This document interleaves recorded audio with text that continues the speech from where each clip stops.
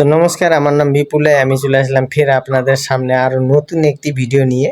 তো আজকে আমি বলবো স্টোভিক ইন্ডাস্ট্রিজ লিমিটেড এই কোম্পানির ব্যাপারে, কারণ এই কোম্পানিটা ডিভিডেন্ড অ্যানাউন্সমেন্ট করেছে।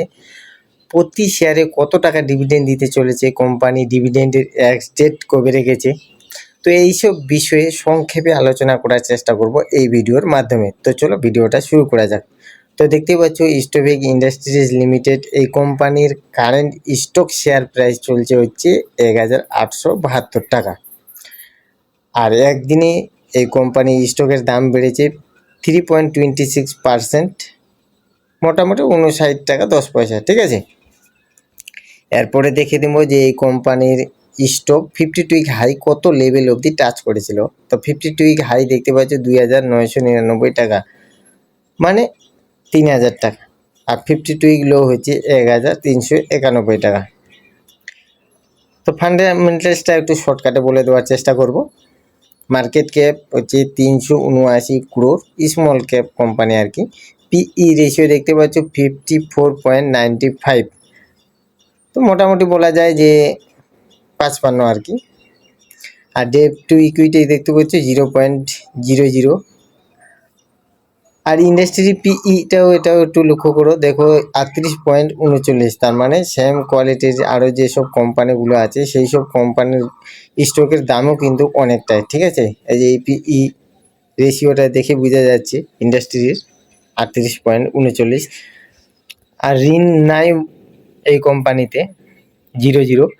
আর রিটার্ন অন ইকুইটি মানে কোম্পানি শেয়ার হোল্ডারদের টাকার পার্সেন্টেজ হিসাবে রিটার্ন দিয়েছে হচ্ছে 5.23%। ইপিএস আর্নিং পার শেয়ার মানে প্রতি শেয়ারে কোম্পানি কামাই করে দিয়েছে 33 টাকা করে। ঠিক আছে, আর এই বুক ভ্যালু এই কোম্পানির 630 টাকা 53 পয়সা, ফেস ভ্যালু হচ্ছে 10। তো এখন আমরা দেখে নেব যে কোম্পানি কত টাকা প্রতি শেয়ারে ডিভিডেন্ড দিতে চলেছে, কোম্পানি এক্স ডেট কবে রেখেছে এইসব।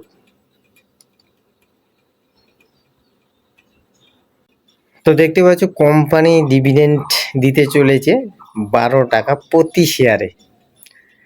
আর এক্স ডেট রেখেছে হচ্ছে 30শে এপ্রিল 2026, রেকর্ড ডেট 30শে এপ্রিল 2026। তো আপনারা কেউ যদি এই কোম্পানির মধ্যে ইনভেস্টমেন্ট করতে চান তাহলে অবশ্যই কোম্পানির ব্যাপারে ভালোভাবে আগে জেনে নেবেন, তারপরে ইনভেস্টমেন্ট করার ইচ্ছা হলে করবেন, না হলে ওয়েট করবেন। কারণ এই ধরনের কোম্পানি আরও অনেক আছে।